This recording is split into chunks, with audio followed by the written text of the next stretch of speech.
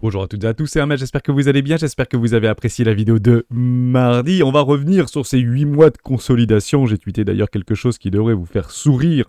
On va parler de beaucoup de news qui sont formidables, on peut pas en attendre mieux, les planètes continuent à s'aligner, c'est juste incroyable. La Chine d'ailleurs qui va commencer à lancer sa planche à billets car la planche à crédit ne fonctionne plus et donc il parle actuellement d'un QE. La dernière fois que ça s'est passé, rappelez-vous, c'était en 2016, pour information, et je vous laisse regarder la courbe de Bitcoin entre 2016 et 2017. C'est clairement, personnellement, ce que je joue. On va reprendre Bitcoin sur ces 8 mois de consolidation et faire un point, non pas sur ce qu'on croit, mais sur ce qu'on voit. On commence maintenant.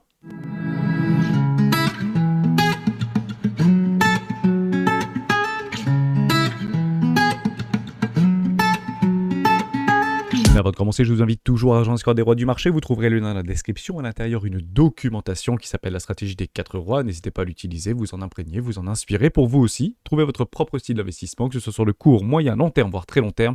Je l'utilise depuis plusieurs années et m'offre d'excellents résultats. La stratégie des rois est le socle de la communauté des rois. Si vous voulez aller plus loin, si vous avez des connaissances qui souhaitent mettre un premier pied dans la crypto-monnaie, l'initiative des rois est ouverte et il y aura une masterclass vendredi 18 à 20h. Pendant 2 heures, je répondrai à toutes les questions. Mais avant ça, je vous invite chaudement à vous inscrire complètement gratuitement à ces 2 premières heures, 4 modules à aller chercher et accès à vie. On reprend tout simplement les fondamentaux même de la crypto-monnaie. On va parler Bitcoin dans cette vidéo. 8 mois de consolidation depuis les arrachements de février 2024 qui ont été donc catalysés par l'émergence et l'apparition des ETF au comptant Bitcoin qu'on attendait depuis des années. On peut même revenir jusqu'en 2014 avec le dépôt des frères Winklevoss. C'était Gemini qui avait déposé les premières demandes auprès de la Security of Exchange des États-Unis. C'était en 2014. Et ils ont réussi à les avoir, 10 ans plus tard, probablement bien aidés par BlackRock et Fidelity. On va revenir par rapport à ce qu'on voit et non pas ce que l'on croit. Et j'en ai plusieurs à vous montrer. On va revenir sur Bitcoin de façon extrêmement simple. On n'a pas du tout besoin des graphiques. Et on va prendre Ichimoku Kinkoyo notamment. Ici en daily, plutôt neutre. On a notre Chikou ici qui n'arrive pas à transpercer cette belle tête ici au niveau de notre bougie, une belle bougie d'impulsion soit dit en passant. On est actuellement entre notre SSB, ici entre notre Kijun, Tenkan, toujours au-dessus au niveau de notre Tenkan. Donc on peut partir du principe qu'on peut avoir un petit flux haussier. Ici en weekly, on est boule, jusqu'à preuve du contraire. On est au-dessus du nuage, le nuage est vert, au-dessus de Tenkan, au-dessus de Kijun, même si Tenkan actuellement en dessous de la Kijun, et on a du mal à passer, on n'arrive pas à passer au niveau de ses prix. Allez, on attend, on va dire qu'on est neutre, on peut pas dire malheureusement qu'on est boule, c'est difficile à dire, donc on va tout simplement attendre une résolution par rapport à cette consolidation. En mensuel, aucun doute, on est complètement boule, tout est au-dessus, le nuage est vert, au-dessus de Kijun, au-dessus de Tenkan, Chikuspa, il n'y a pas de problème. On est d'ailleurs en train de digérer cette grande dégradation par rapport à une corrélation temporelle entre l'action de prix et notre Chikuspan. Si je passe en 14 jours, c'est boule, on vient chercher ici notre Tenkan, on est bien orienté à la hausse, le nuage est vert, notre Chikou ici est bien au-dessus des prix, bien au-dessus du nuage, c'est juste formidable de l'observer, on va même aller beaucoup plus loin. On va passer en trimestriel. Rien n'est vert en trimestriel. Sur les grandes time frames, c'est boule. Et ça a rarement été aussi boule, soit dit en passant. On a des magnifiques impulsions, le nuage est vert au-dessus de Tenkan, Tinkun bien orienté, Chikou pas de problème. Et on est tout simplement en train de digérer cette corrélation temporelle avec Chikou et l'action de prix côté Air William. Boule, pas de problème avec ça. On se paye même le luxe de passer dans un enfoncement d'activité de surachat. Et généralement, quand on est dans un enfoncement de surachat, on doit voir le prix se décaler à la hausse et on peut y rester extrêmement longtemps. C'est exactement la même chose en mensuel ici. Donc effectivement, c'est difficile pour les professionnels ou pour des personnes qui sont expérimentées de commencer à se positionner sur ces niveaux de valorisation, surtout lorsqu'on achète dans un enfoncement d'activité de surachat, puisque on le dit très souvent, si on achète ici, on est un abruti, mais si on achète ici, on est plutôt un génie. Donc c'est tout à fait normal. Donc qu'est-ce qui manque? Quel est l'intercelle qui manque pour envoyer Bitcoin dans la stratosphère, pour relancer ce magnifique flux, et pourquoi pas un troisième flux par extension? On va essayer de découvrir ici. RSI parfaitement bien orienté, notamment sur des timeframes mensuels, on est toujours au-dessus de la volatilité 50. Il nous manque un truc. Eh oui, ça, on va pas se mentir. Mais des volumes. On veut du volume. Il n'y a plus de volume sur ce marché. On est complètement en train de on végète littéralement, quoi. Il n'y a aucun volume sur ce marché. Donc si vous voulez avoir des breakouts constants, valides, en bonne et due forme, il nous faut une énorme bougie de volume. Alors qu'il soit à la hausse ou à la baisse, il faudra bien un gagnant à un moment donné. Mais actuellement, si on n'a pas ces bougies de volume, on va tout simplement se regarder dans les yeux encore plusieurs jours et peut-être plusieurs semaines même si j'ai une intime conviction qu'on devrait avoir une forme de résolution incessamment sous peu. Pourquoi ? Parce qu'on est extrêmement bien orienté par rapport à nos bornes de Bollinger. Si je passe ici en hebdomadaire, c'est assez dingue de l'observer, mais on est parfaitement bien aligné. Ça, c'est très rare de le voir, cet alignement. Clairement, je vous le dis, c'est une expansion, une résolution, expansion à la hausse ou à la baisse, mais une résolution imminente. Vous le verrez beaucoup mieux si je passe en logarithmique. Regardez ça, c'est assez rare d'avoir ce type de situation. Aussi rapproché, vous avez compris qu'au niveau du logarithmique, on linéarise ici l'expansion. Donc ça permet en fait d'avoir une forme de comment on dit ça très exactement, on linéarise la croissance de la croissance. Voilà, donc l'expansion c'est de la croissance sur la croissance, on linéarise la croissance de la croissance, c'est du logarithmique. Donc en fait 100% en termes de petits carreaux, ça revient à 100% en termes de petits carreaux, vous avez compris un petit peu l'idée. C'est assez rare d'avoir en fait cette ce parfait parallélisme sur les bornes de Bollinger, et actuellement on est en train de l'observer, même ici par rapport à cette grande horizontalité par rapport au cours, on avait de la volatilité, bien que on ait une volatilité de plus ou moins 45 ici, 30-45% par rapport au précédent arrachement sur cette consolidation. Bon, c'est clairement imminent, on ne va pas se mentir, c'est une question de jour, je pense maintenant, bien qu'on soit sur des timeframes en hebdomadaire, voire des timeframes en mensuel, c'est juste formidable de l'observer. Bon, maintenant qu'on a ça, on va regarder quelques news. Sauf si vous voulez faire de l'order flow avant, mais sur l'order flow, je vois pas plus. Choisissez votre camp, j'ai presque envie de dire. Ici, sur du très court terme, on va plutôt aller chercher des bears ici, plutôt aller chercher des vendeurs à découvert. On le voit bien ici. On est parti d'abord chercher, donc hier c'est un tout petit peu plus orienté au niveau des boules, on est parti les chercher. Il y a toujours des gros leviers x100 qui essayent de se positionner. Why not ? C'est pas très grave, ça fait partie du jeu, bien évidemment. Si on vient maintenant prendre beaucoup de recul et de regarder cette map de liquidité, non pas en journalier, non pas en semaine, mais ici sur une année glissante, choisissez votre camp. Est-ce qu'on va partir au moins jusqu'aux 80 000 $, ou est-ce qu'on va minimum en cas de résolution baissière chercher à minima, et je dis bien à minima, les 42 000 $. Bon, dans les deux cas, c'est une opportunité. On essaie de se couvrir, on prend des petits profits si quelques crypto-monnaies viennent à s'excentrer plutôt ici à la hausse. Et si jamais, malheureusement, on vient chercher les 42 000 $, on touche du bois concernant la dominance de Bitcoin qui, je l'espère, ne sera pas complètement décorrélée par rapport au reste du marché. Dans ce sens, si ça baisse, très probablement que nos crypto-monnaies préférées, qui ne sont pas encore en halt season, devraient bien plus déguster. Mais voilà, en tout cas en termes de résolution, vous avez le plan. Et je vous le dis en toute franchise, si vous voulez jouer les statistiques, c'est la hausse qu'il faut jouer. On n'a pas le choix, parce qu'on suit les flux, parce qu'on suit la tendance ici. Alors oui, on est sur un haut de range, on réintègre les hauts de range, mais le flux précédent est haussier. Donc si vous voulez jouer les probabilités, il faut tout simplement jouer la hausse ici. Côté information économique, franchement, on ne peut pas faire mieux. La croissance, revue par rapport à la Fed d'Atlanta ici, 3,2, on était passé à 2,5 il y a encore 3 jours, on est repassé à 3,2. La croissance est complètement OK aux États-Unis, l'inflation complètement sous contrôle aux États-Unis, et l'emploi, pas de problème, on est passé de 4,2 à 4,1, sous contrôle. Qu'est-ce qu'on veut de plus ? Ne parlons pas de récession ici, c'est interdit de parler de récession. C'est que de la croyance, c'est une forme de possibilité, des fractales qu'on a pu retrouver dans le passé. Mais tout a changé depuis 2008, avec ces ingérences notamment de nos banquiers Sotro, le dernier en date, mars 2023, là où en un week-end, on a collatéralisé l'intégralité des obligations d'État, ce qui n'avait jamais été fait auparavant. Donc on ne peut plus malheureusement, par rapport à nos indicateurs techniques, aussi prohibitifs soient-ils, par rapport à ce qui s'était passé avant 2008 ou aujourd'hui, tout doit être en fait remis sur la table. C'est difficile en fait de se dire avec certitude, en fonction de cet événement technique, macroéconomique, une récession est certaine. Puisqu'on ça fait à peu près 2 ans qu'on doit avoir une récession qui est potentiellement certaine. Et première en date, 2018, rappelez-vous. Et encore une fois, c'est passé juste à côté. Quelques news extrêmement pertinentes, extrêmement intéressantes, et après on ira voir par rapport à des prétentions, notamment du côté boule, de ce qu'ils attendent pour la fin de l'année, vous allez voir, il y a de quoi sourire. C'est assez impressionnant. Chine, un QE dans les tuyaux. Eh bah oui, il y a un QE dans les tuyaux, ils continuent à imprimer un maximum, ils essayent d'alimenter la planche à crédit ici, on voit que la demande intérieure ne réagit pas suffisamment.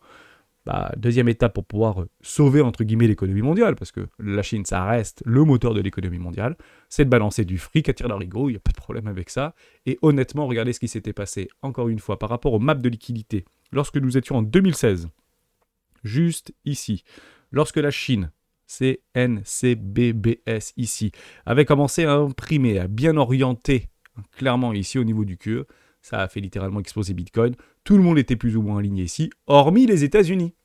Donc on ne regarde pas les États-Unis parce que les États-Unis, à ce moment-là très précisément, rappelez-vous, étaient en train de réduire la voilure. Ça n'a pas empêché Bitcoin d'exploser.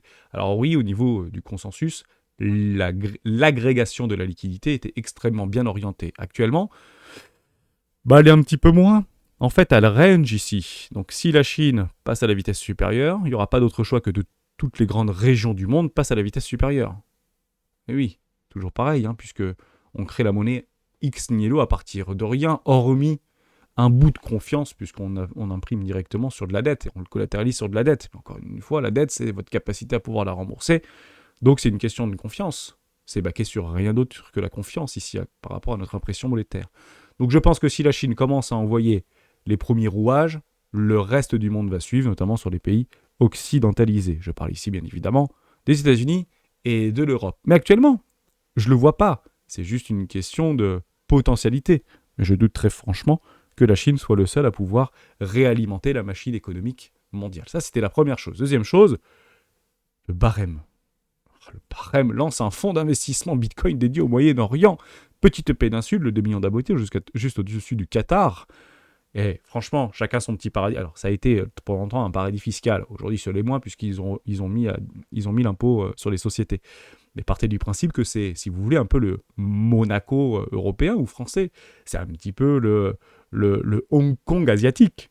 C'est un petit peu comment on pourrait dire ça aux États-Unis je n'ai plus le mot, vous me le mettrez dans les commentaires si vous voulez, mais vous avez compris le principe. Bon, grosso modo, ça permet d'ouvrir des flux de capitaux, notamment institutionnels, et de fonds, notamment souverains, au Moyen-Orient pour pouvoir s'exposer à la crypto et notamment Bitcoin. Formidable nouvelle. J'avais un œil sur le Moyen-Orient, je suis très content de voir cette news arriver dans mon fil d'actualité pas plus tard que ce matin. C'est une super nouvelle. Les planètes ne peuvent pas être plus alignés que ça. Honnêtement, je suis d'accord pour être baissier lorsqu'on a des cataclysmes comme des fous furieux qui mettent en place des rendements de 20% annualisés, etc., ou de 30% annualisés pour dire tout est safe, tout est sous contrôle, avec des effets de levier qui sont complètement délirants. Je suis d'accord pour avoir un petit frétillement et des chatouillements dans le dos, par rapport à une direction baissière vis-à-vis de ce qu'on voit, par rapport à des cassures de résistance. Actuellement, on ne casse pas de résistance sur Bitcoin. On maintient tous les supports. Et le premier support en date, qu'est-ce qu'il est ?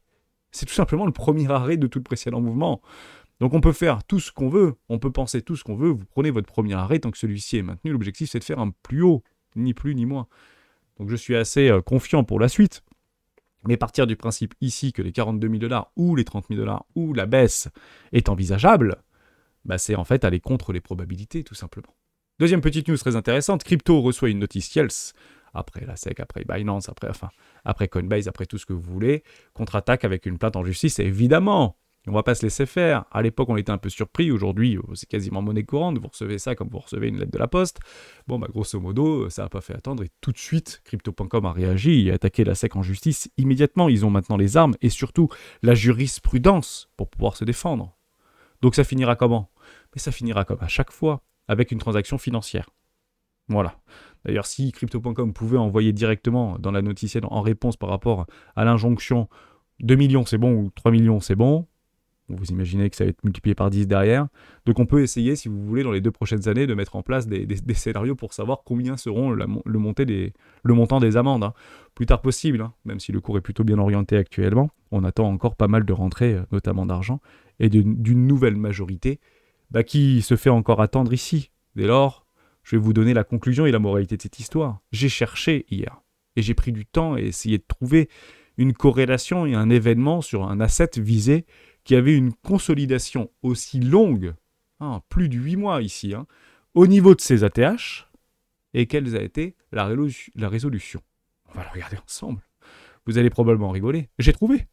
Donc j'ai cherché un asset, je l'ai posté sur Twitter, similaire à Bitcoin, qui consolide depuis 6 mois, qui a bloqué au niveau de son ATH, qui regroupe une forte conviction, qui a littéralement explosé à la hausse. J'ai trouvé, gold. C'est l'or, ni plus ni moins, et je suis d'ailleurs extrêmement content d'avoir trouvé ça et de tomber là-dessus, puisque je suis assez partisan d'une réserve de valeur 2.0, d'un gold numérique ou digital vis-à-vis de Bitcoin, dans son utilité primaire, si vous voulez. Et en fait, je vous invite à trouver, nous sommes ici. Je vous laisse regarder, nous sommes ici. Il est où ? Consolidation au-dessus des ATH. Eh oui, vous l'avez trouvé. Il est juste là, nous sommes ici, complètement sur ma gauche. Voilà, ça a bien ici, au niveau des ATH, alors que c'était trop haut, que c'était manipulé, et tous les mots qu'on peut entendre n'est pas différent de ce que Gaulle a vécu à la fin des années 70. Puisque c'était un vrai tabou. On venait d'avoir les accords de Bretton Woods, validés par Valéry Giscard d'Estaing aux États-Unis, rappelez-vous. Donc c'était extrêmement tabou, le gold était extrêmement manipulé, c'était un produit financier d'institutionnel. Honnêtement, est-ce que c'est différent de ce qu'on est en train de vivre actuellement avec Bitcoin? C'est exactement la même situation. Vous reprenez des articles et des archives Gold à la fin des années 70, c'est exactement les mêmes frétillements que nous avons par rapport à Bitcoin à l'heure où je vous parle, maintenant. Bon, la résolution, on la connaît, elle est haussière et on est parti dans une bulle. Et une bulle qui n'a pas duré très longtemps, se dit en passant. Hein. Et on a littéralement explosé. On est passé d'une centaine de dollars à près de 1000 $ l'once. C'était juste incroyable. Je vous dis bien, incroyable. Après oui, il y a eu une forme de dégringolade et une grande consolidation qui a duré plusieurs années. Oui, mais je pense que Bitcoin va faire exactement la même chose. Donc maintenant, il faut prendre par rapport à cet événement d'un outil spéculatif pour institutionnel et pour mastodonte de la finance mondiale. Évidemment qu'il ne faut pas mettre tous nos œufs dans le Bitcoin, hormis si c'est pour le collatéraliser, pour acheter de l'actif, pour pouvoir mettre en gage, etc. Sinon, c'est bien le S&P 500 qu'il faut regarder, là où il y a une bien meilleure performance. Et quand je parle du S&P 500, c'est de l'adoption des technologies blockchain en vue de mettre en place des indices, pourquoi pas, sur le top 10 crypto, sur le top 50 crypto, sur le top 100 crypto, pourquoi pas. Donc là, on est bien dans du projet, dans quelque chose qui va apporter un cas d'utilité. Bitcoin aujourd'hui, si on reste dans mon schéma, dans ma représentation, plutôt ici réserve de valeur et transférer de la valeur à moindre frais, mais pas comme moyen de paiement universalisé, hormis potentiellement Lightning. Et encore, je pense qu'on est très très loin d'un système de paiement démocratisé, puisque beaucoup d'autres crypto-monnaies proposent ce type d'alternative pour essayer de résoudre ce trilemme des blockchains. Mais à quel point cette chimère est difficile à maintenir et à tenir. Beaucoup de promesses, mais très très peu de faits en réalité, pour derrière avoir bien évidemment, lorsque tout le monde se sera fait littéralement rincer par Bitcoin, je vous le donne en mille, hein, c'est Bitcoin 60 000 qui peut monter 200, 300, 500 000. On est bien d'accord qu'il n'y a pas grand-chose qui va bouger en termes de technologie, en termes de rupture technologique vis-à-vis de Bitcoin, si dans les 2 prochaines années ou dans les 12 prochains mois, Bitcoin a fait x5 ou x10. Donc on verra en fait complètement ce type de situation qui peut durer des années après. Je pense que beaucoup de nos cryptoactifs qui seront à ce moment-là adoptés pourront nous proposer les prochains Google, les prochains Apple ou les prochains Microsoft de la blockchain d'une idée philosophique du tout décentralisé. J'espère que je vous ai aidé. J'espère que vous voyez peut-être au fond la même chose que moi. Je pense que c'est imminent, la saisonnalité est parfaite. Et si on commence d'ores et déjà à penser que le mois d'octobre ne sera probablement pas le meilleur mois d'octobre, alors que le mois d'octobre est statistiquement à plus de 80% un des mois les plus positifs de Bitcoin, je vois les statistiques, je vois les probabilités. Être baissier ici, ça va être extrêmement compliqué. Donc tenez bon et attendons la résolution. Pour moi, elle est imminente. Tous les indicateurs techniques m'invitent à penser que c'est imminent. Je joue la hausse. On se retrouve demain dans le live des rois du Bitcoin. Ciao.